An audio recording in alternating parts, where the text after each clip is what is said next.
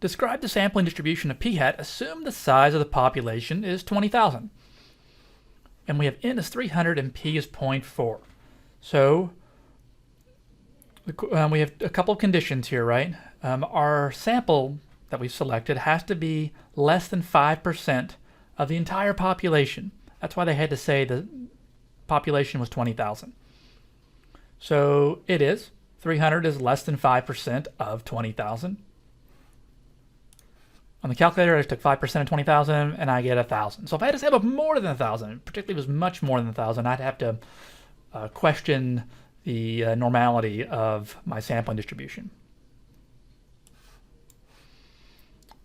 So the little n is less than 5%, and then our other one needs to be because our count condition has to be large enough. So the n times p times 1 minus p has to be bigger than 10.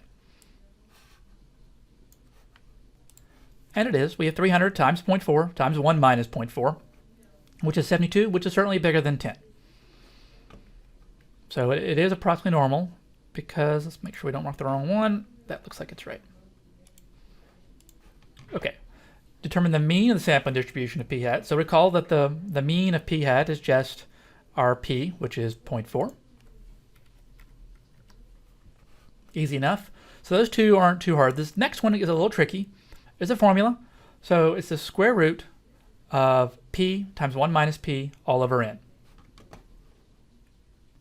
Okay, so I put all that in and I get, it says around to 3 places. So I've got 0.028.